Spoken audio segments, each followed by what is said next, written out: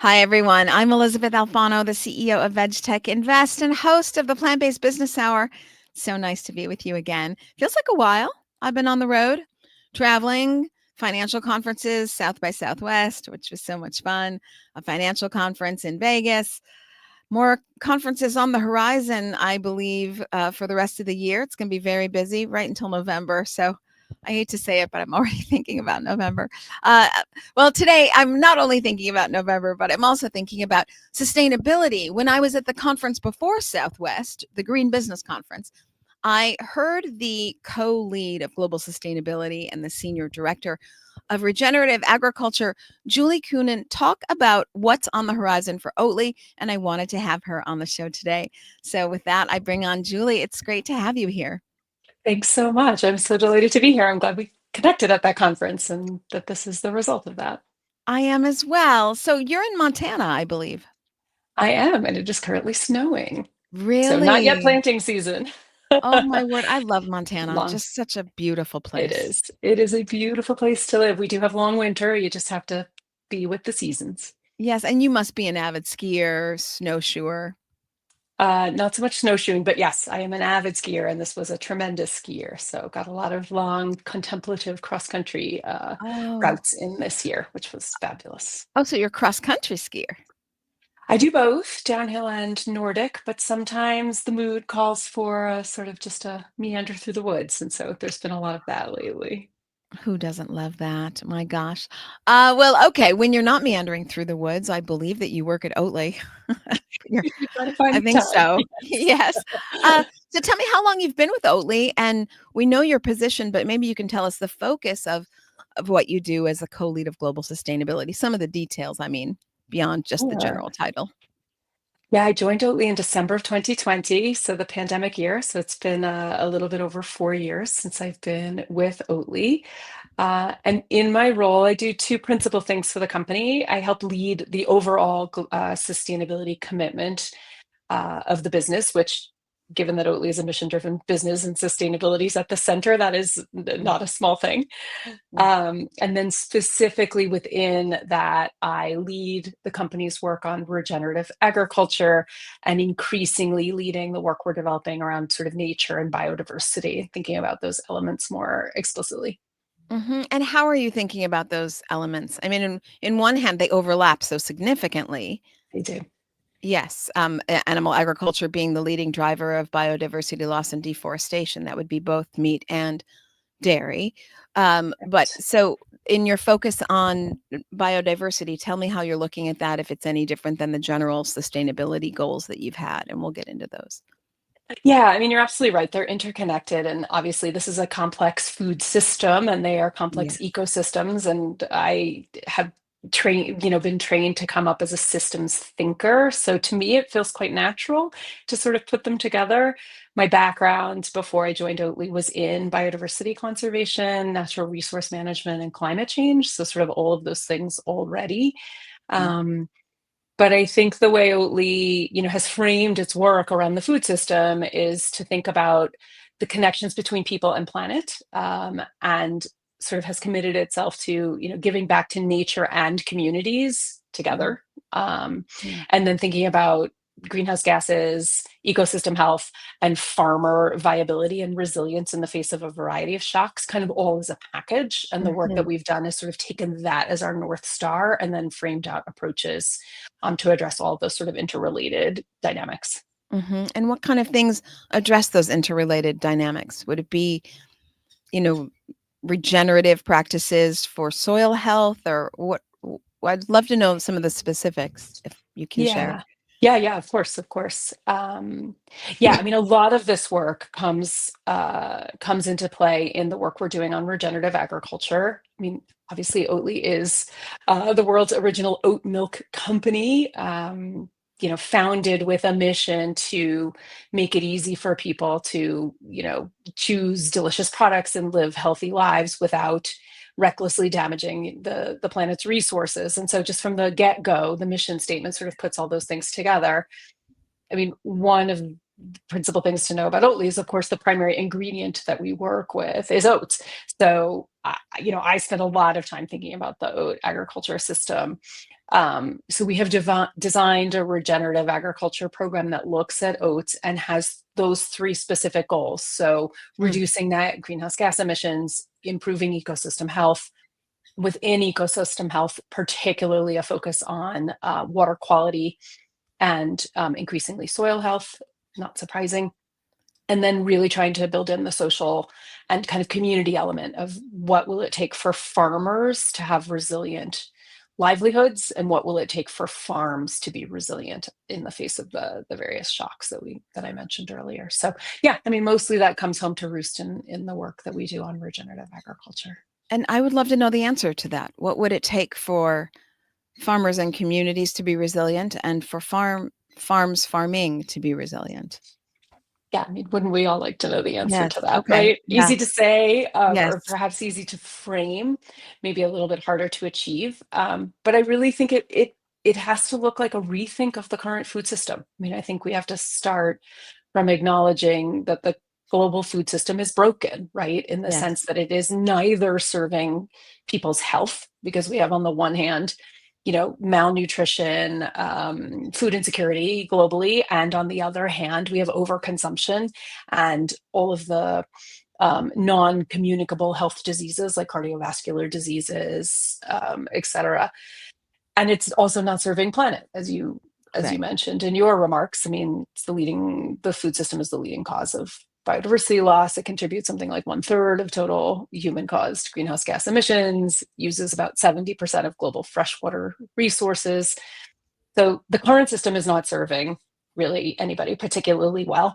And farmers are, in that dilemma also, right? I mean, we have developed a system that has emphasized maximizing yield and maximizing calories. And we have not developed a system that maximizes longevity, resilience, nutrient density, health, right? And so I think what it will take is to, reimagine what we value in that system and what we're willing to invest in, so that we can redesign it in a way that will yield the things that we want it to yield, like those health elements, like things that are better from the overall ecosystem, and that will provide, a living sort of, an economic and a social livelihood for farmers and their rural communities, which we all know have also suffered. So I think that's what it's going to take. We have a role to play. I mean, we cannot do this alone, but we definitely have a role to play. Well, that was going to be my question. Can one company be a small ecosystem and be like a pilot program for the system at large? Or must you really convince other players to be a part of a system shift? Yeah, I mean, I think that's a really interesting question. And I want to say like yes and no at the same time. I mean, we can definitely play a role, and I'm proud to say we are playing a role in demonstrating what a commitment to those values that I just outlined looks like. We are definitely demonstrating what it looks like to invest in partnerships, genuine partnerships with our oat millers and with the producers who produce for them. And we have definitely demonstrated on the ground that supporting farmers to increasingly adopt regenerative agriculture practices, that there's a market for that, and there are companies that are interested in supporting that. We have done and will continue to do that. At the same time, no one company can deliver those outcomes alone, and that's for a variety of reasons. I mean, starting with the fact that oats don't grow alone in a vacuum, right? Like we purchase the oats out of a system, but it's imperative that we think about, the full crop rotation and all the other crops that a farmer is going to grow in cycle with those, and to make sure that there are companies also willing to come in and to support farmers when they're growing the other crops in the system, because crop biodiversity is a plus in the system, and we can unpack that if that's not obvious to folks. But then there's also, there's everything from policy to financing to available infrastructure, all of those things, all of those levers kind of need to align. And it is a complicated system, but and it won't happen overnight. So there's that as well. Yeah. I should know the answer to this. I can't believe I have to ask this.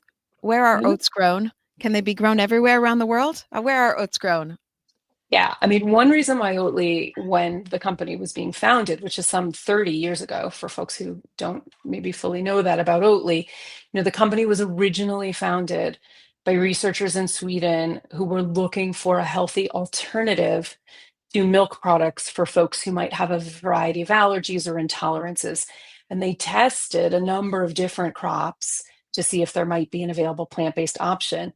And they landed on oats both for its functionality and its nutritional profile, particularly its level of fiber, but also because oats really grow lots of places around the world. Oh, And okay. one of the commitments of the company is to try to purchase oats close to the regions where we manufacture our products so that we don't, have to ship, all of our oats kind of all over the world. But they grow very well in a variety of different places. They primarily grow in temperate regions. So, for example, in North America, we source largely in Canada. In Europe, we source largely in the Nordic countries, although not exclusively. They grow in Australia. I mean, they grow in Argentina, but it's not a tropical crop. It's, it is a Yeah. temperate cereal crop. Yeah.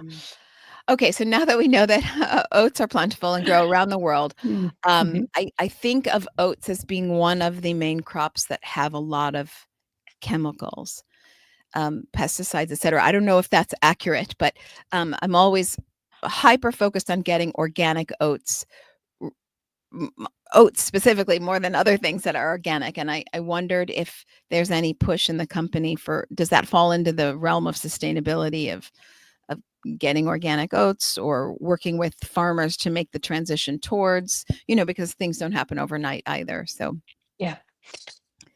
Folks might be surprised to know that oats actually, conventional oats, let's just start with conventional oats, which is sort of the baseline in the industry. People might be surprised to hear that they, generally speaking, use a lot fewer agrochemicals than many of the other crops that people are familiar with. So in general, there is not a lot of agrochemical, pesticide, herbicide kind of use associated with oats compared to, some other cereals that maybe folks might be thinking about.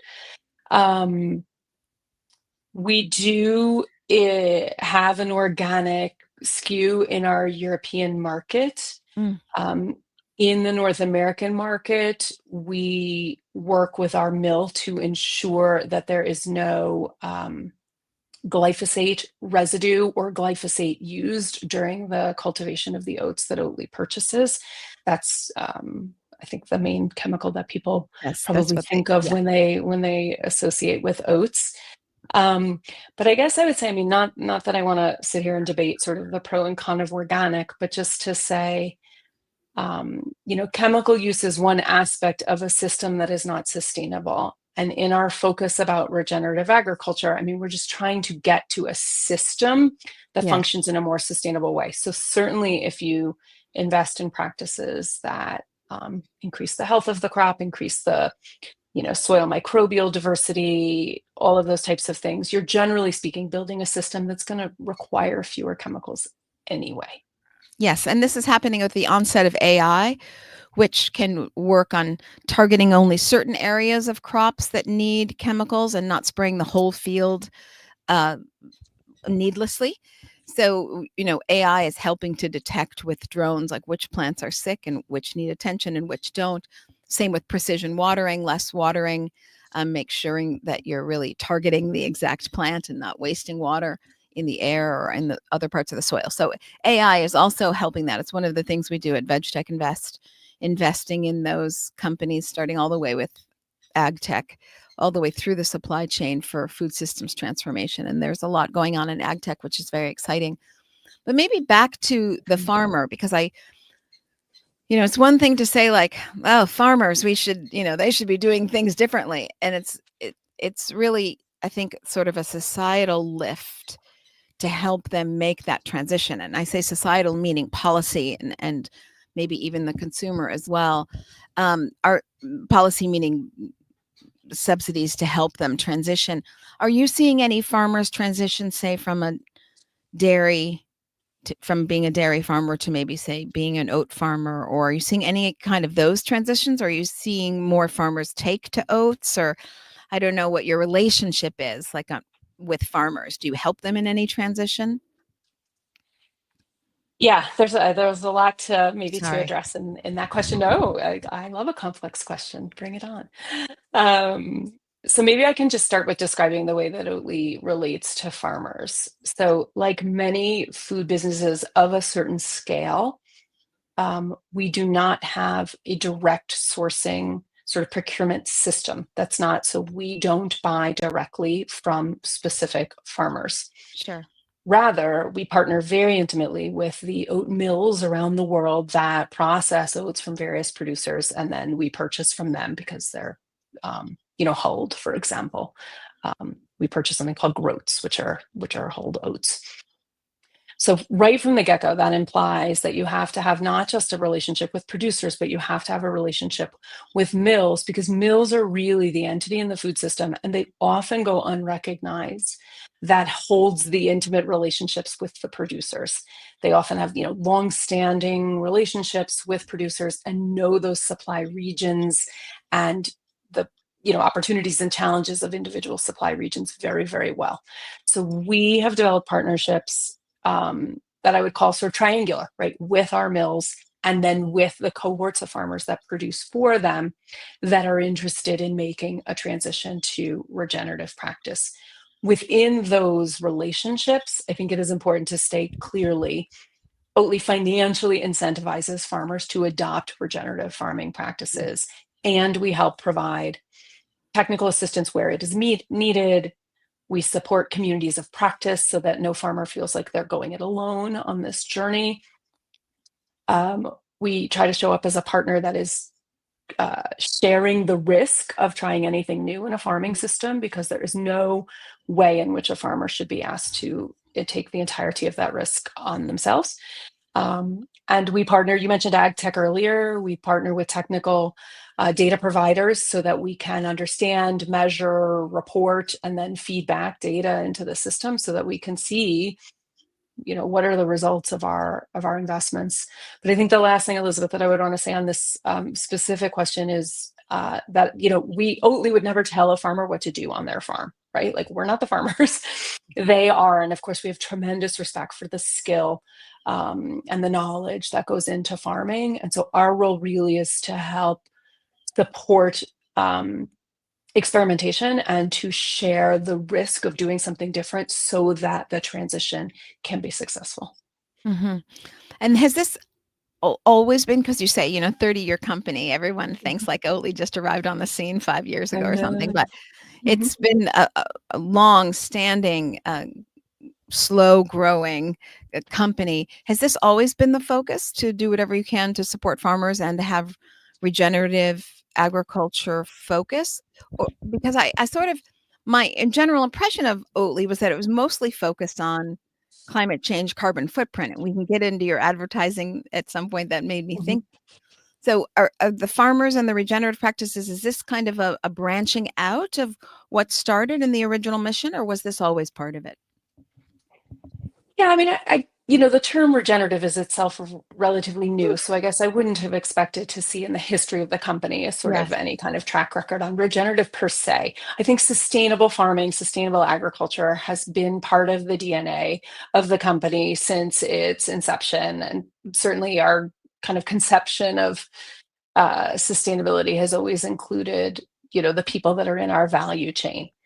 Having said that, in the 4+ years that I've been at the company, when I entered the company, we did have our current sustainability plan, which does very clearly, um, you know, call for an ambition around food system change that benefits nature and communities, and that, calls for the sustainable sourcing of our most important ingredients, obviously oats being first in that line. But the work that I have done since I've joined the company has been to really ask the question, okay, when we say sustainable, what do we mean?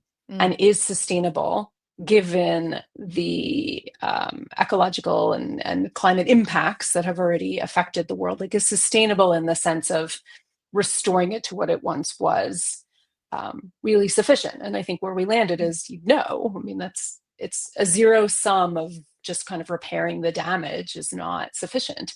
And so instead, what you need to do is build back a system. I mean, that is what right. regenerate means, right? It means, like, can you regenerate the values in the system. And so that's, that's where we're, I think, coming down more explicitly in the last few years of our work. But we have, years of smaller scale, maybe partnerships with farmers, that have defined the company since the beginning. Mm-hmm. Yeah, it's very interesting, I think, because you can't stop feeding people, fix the system, and then feed people again. You have to continue to feed people while you're fixing the system. It's like, you're driving a car at 90 miles an hour and you have to take a turn. But you can't stop the car and then you need to keep driving, or you've got a flat tire, you stop the car, you fix it and you move on. You can't do that here.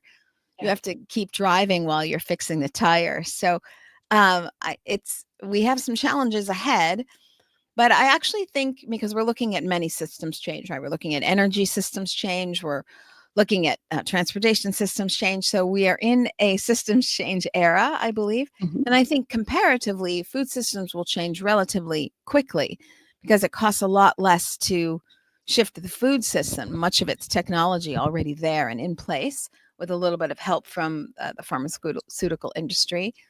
Um, much of it already in place and not that expensive, let's say, I'm not speaking about dairy at the moment, or maybe I am actually. If you're brewing beer, it's not that difficult to then brew proteins in the same kind of vat.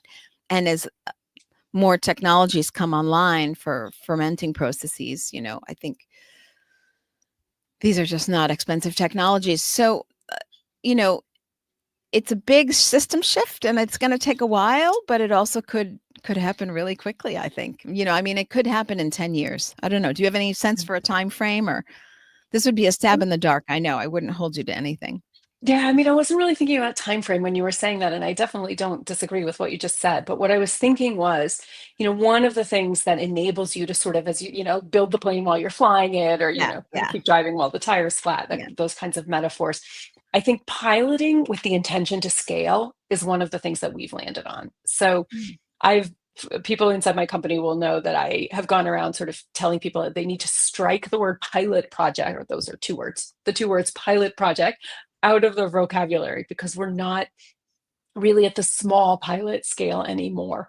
But what I mean by that is, you can do pilot projects, or an entity can do pilot projects that are kind of the showcase project, or it's Mhm. outside of their supply chain, or it's something you're doing with philanthropic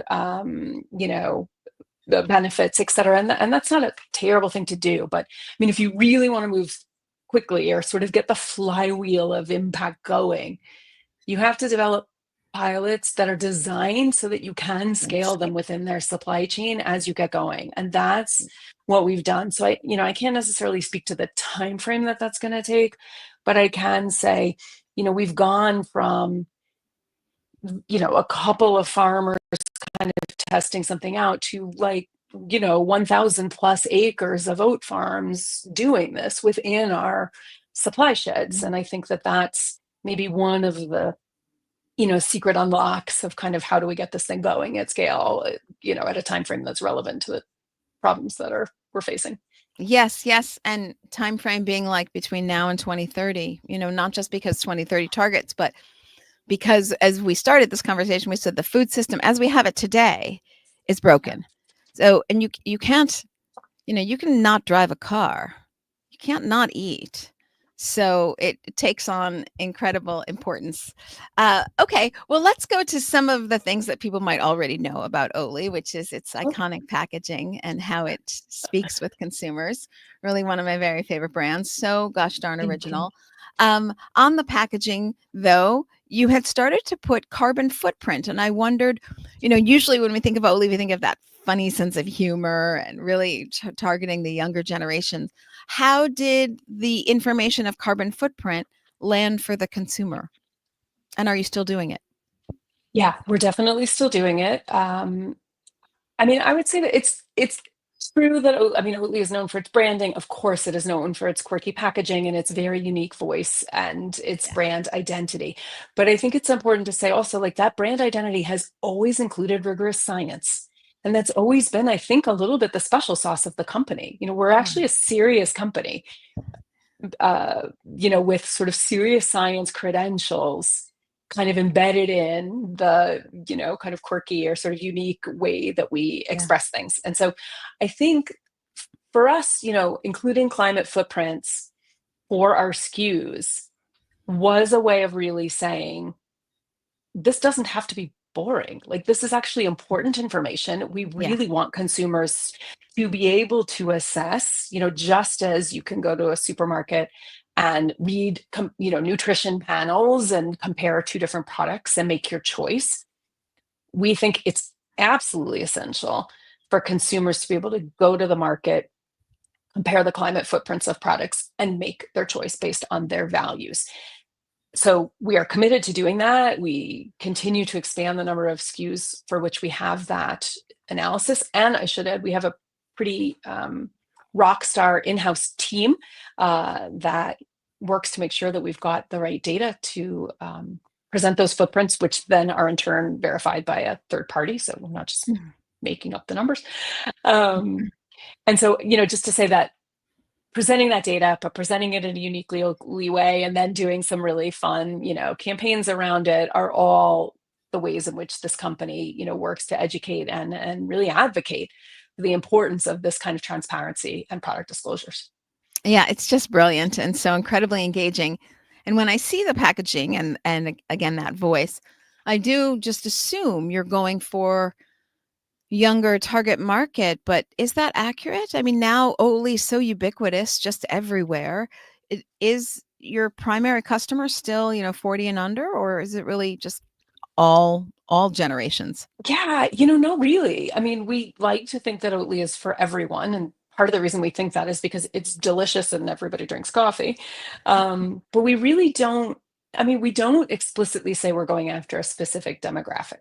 I mean, that being said, you don't need me to tell you that, we all read research about, Gen Z and millennials and how their purchase power is increasing, and, the value that they place on sustainability as, a criterion for their, food selections. We have a team of barista market developers that are working, to sort of keep their finger on the pulse of coffee culture, which Yeah. is certainly maybe something that's being developed more for younger people. But, really just to come back to that, I mean, Oatly, we really think is for everybody. I have plenty of people who are my generation and older who tell me how much they love it. And it's because we lead with taste and functionality also, in addition to sustainability. It's that, nutrition, functionality, taste, sustainability sort of package that is the value proposition. And we think that that has broad appeal. Now, I've seen many research studies that say everybody talks a good game about sustainability. Oh, yes, it's so important to me, so important to me. But when push comes to shove, that's not where they spend their dollars. And, even prior to this new administration, it seems like the subject of sustainability has either been under attack or is on the decline. And I'm wondering if you're seeing that your consumers really, really still value it as related to their dollars, not just at talk at the coffee shop. Yeah, I mean, I might not be the best placed person to answer that question, but I'll give you my perspective on it, which is, the company, as I said, is more than 30 years old and has been built with sustainability at the heart of the business and heart of the mission. So I'd like to think that that is some evidence for the sort of successful, resonance of that topic. But I also can share maybe more current sort of examples. We definitely have a lot of customers. So think retail supermarkets, or think, Mm. principal out of home customers that are increasingly coming to us and asking us for things like, can you give us a carbon footprint calculator so that Mhm. we can share with our customers, the relative carbon footprint of this choice versus another choice? Can you come and work with our chefs so that we can, test out Oatly product versus the dairy equivalent, and then educate the chefs so that they know that, in the choosing of this alternative, they're also choosing something that is beneficial, for the planet. So, I mean, I feel like we're getting a lot of good signals. And maybe even the third, I'll throw a third example in there, is that increasingly Our customers are coming to us saying, we have climate action commitments. You're in our scope 3. What are you doing as a supplier to us that are helping us meet our scope 3 commitments? And that's when we can say, hey, we sell climate solutions, right? They're on average half the climate footprint of the dairy alternative. So the more you stock us, the more people choose our product instead of the dairy equivalent, the more you are in turn meeting your scope commitments. And so, we're actually seeing more and more of those requests. So that might be a different way of looking at the question. Well, that was going to be my next question is, Mhm. we think of the consumer, we think of retail, but obviously we Mhm. have a lot of corporate clients.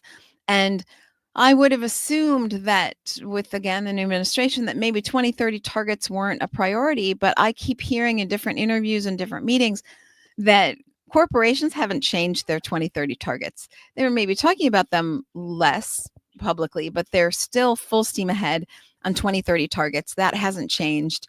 And they are doing it primarily for their own bottom line.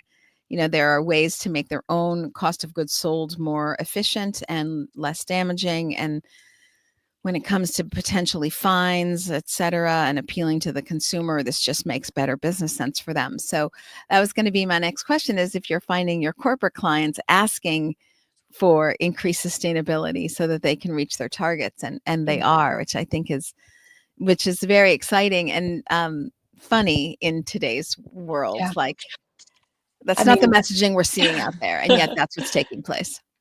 yeah, I mean, I guess since I already answered that question, maybe I'll just add one more thing, which is that I also think it's becoming more and more evident to many companies and many consumers that investing in these types of solutions and in paying attention to things like the climate footprint of food, you are also taking care of reducing risk to the business, right? Yes. I mean, obviously, with all the fires and droughts and climate extremes and everything that's happening, I mean, it's very obvious to people that doing this kind of work is as much a matter of managing business risk and building supply chain resilience as it is anything else. And those are not really hard arguments to make within this climate, I would say. I mean, political climate.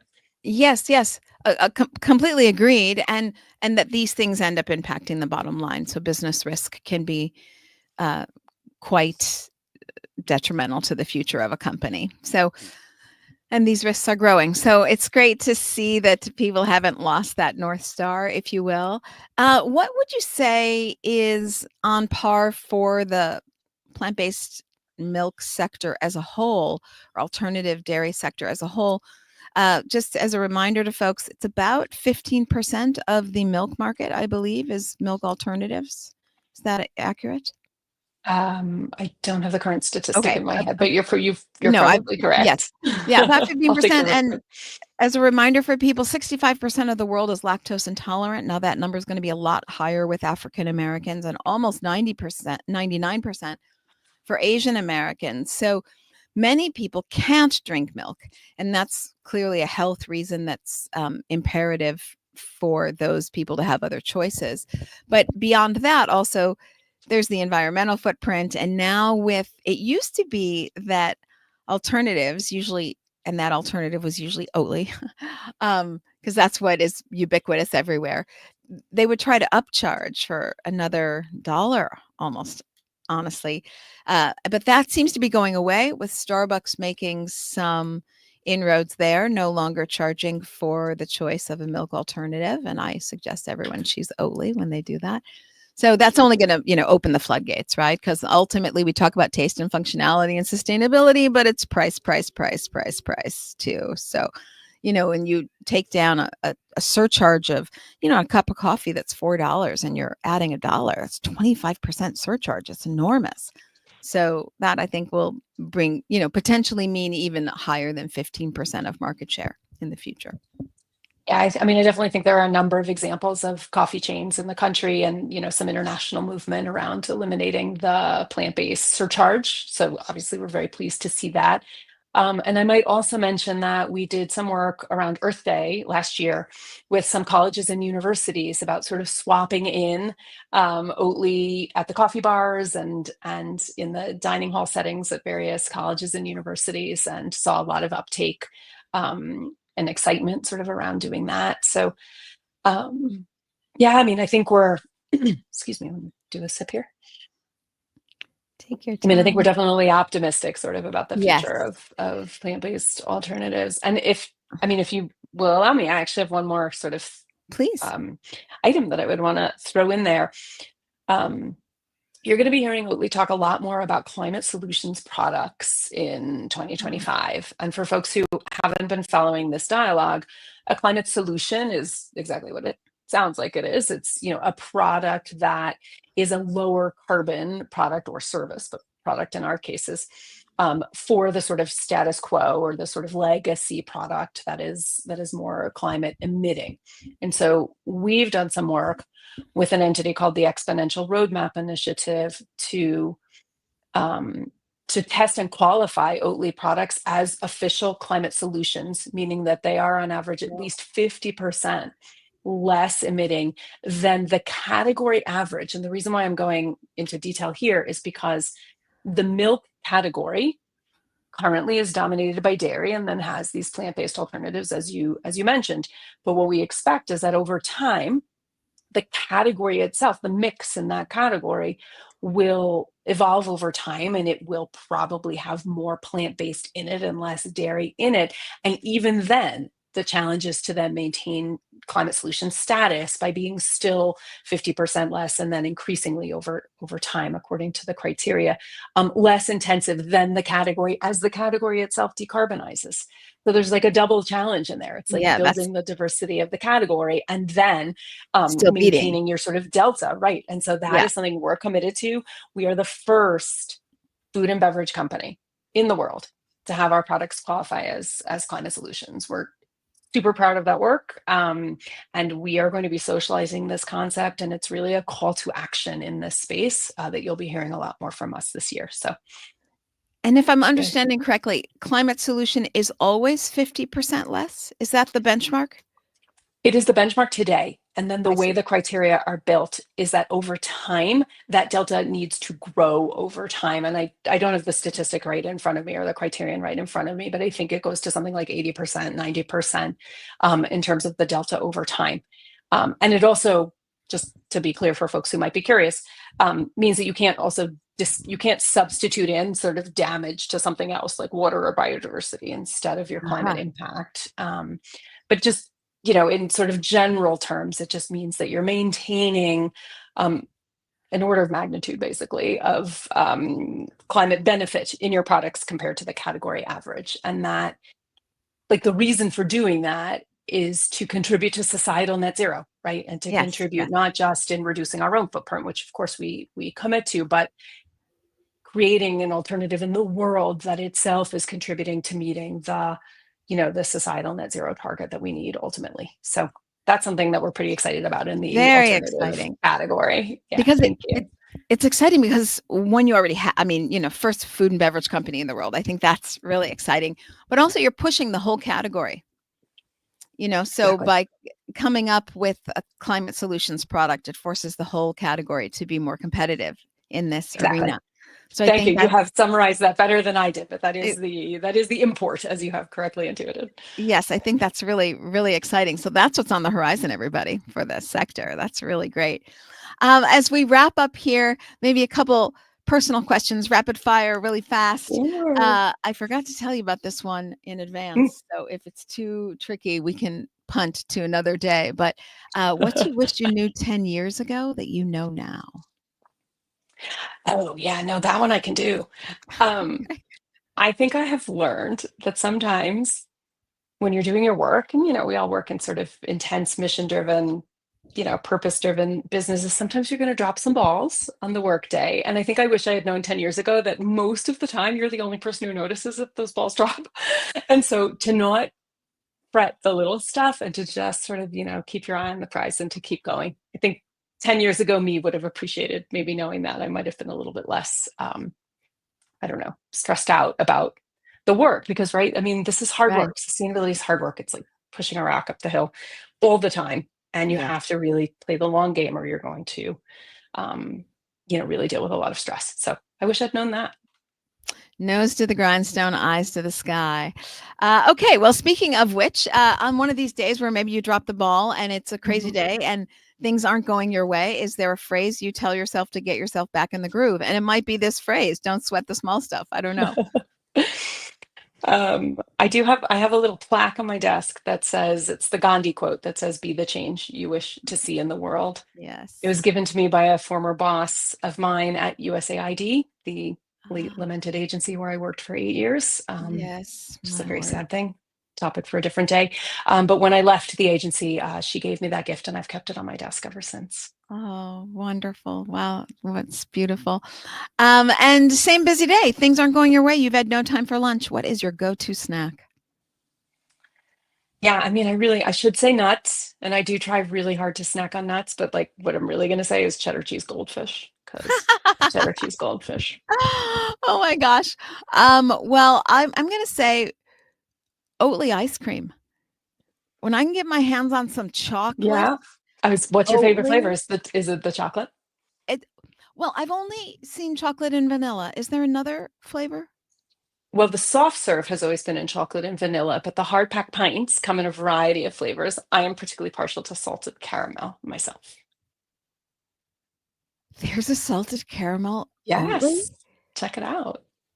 Oh my god, why didn't we Available at a start there? supermarket near All you. this been talking Glad we about got to it eventually. sustainability everywhere. Why are we wasting our time when we could have been talking about salted caramel Oatly in grocery stores near you? Oh my gosh, I'm in Mexico. Can I get it in Mexico? Do not Julie, please know. work your I magic. do, Please I do so. do not know. But when you come to, a conference, if you can't, when you come to a conference, now you'll know where to stop on your way to Oh, I will. stocking your hotel mini fridge. Oh, I will. Salted caramel Oatly ice cream. Oh my god, I had no idea. Well, we learned something in every plant-based business hour interview. Julie Kunen, co-lead global sustainability and senior director of regenerative agriculture at the fabulous brand of Oatly. So tasty, so delicious, and so impactful for people, planet, and animals.